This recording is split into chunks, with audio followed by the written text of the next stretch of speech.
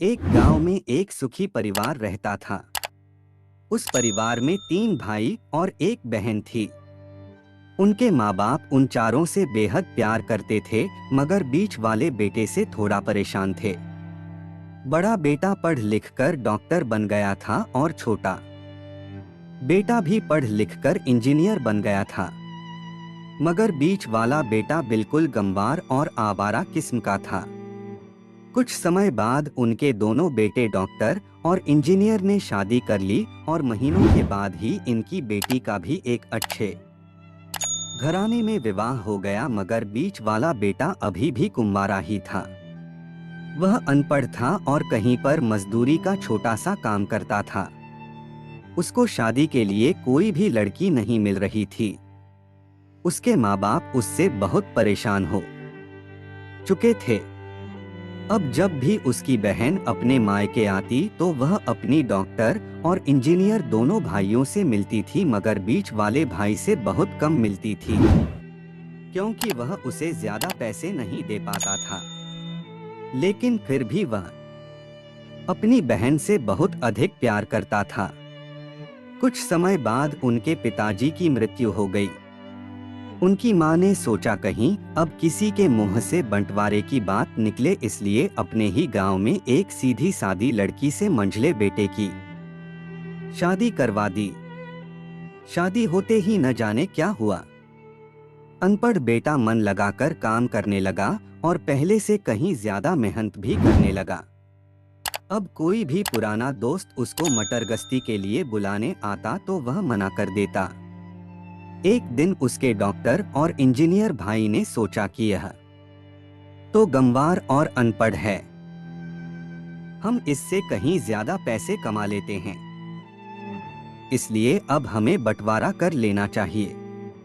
माँ के लाख मना करने के बाद भी दोनों बेटों ने बंटवारे की तारीख तय कर दी और उन्होंने अपनी बहन को भी बुला लिया।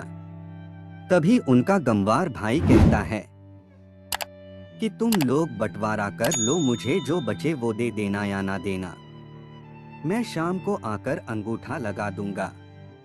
तभी उसकी बहन कहती है, अरे बेवकूफ, तू तो हमेशा बेवकूफ ही रहेगा। जमीन का हिस्सा तो आमने सामने बैठकर होता है। और उसकी माँ भी उसे काम पर जाने से रोकती है। उसी वक्त वकील भी वहां आ जाता है और कहता है कि आपका सारा हिस्सा मिलाकर 10 बीघा जमीन और एक मकान है।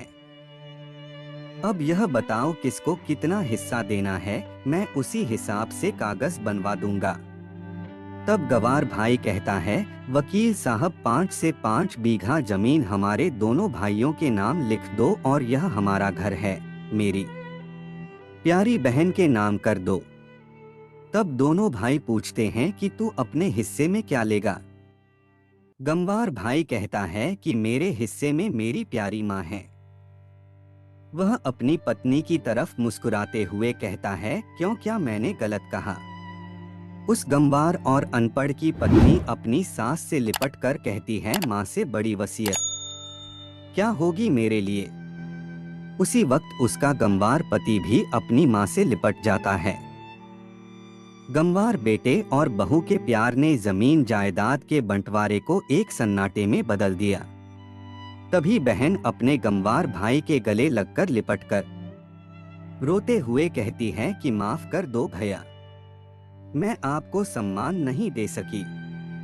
तभी उसका भाई कहता है, मेरी प्यारी बहन, इस घर में जितना अधिकार हमारा है उतना ही तुम्हारा भी है, और रही बात बंटवारे की तो बंटवारा नहीं करने से जीवन खत्म तो नहीं हो जाएगा। क्यों करते हैं हम बंटवारा? क्या हम एक साथ मिलकर नहीं रह सकते, जैसे हम बचपन में मिलकर खेलते रहते थे?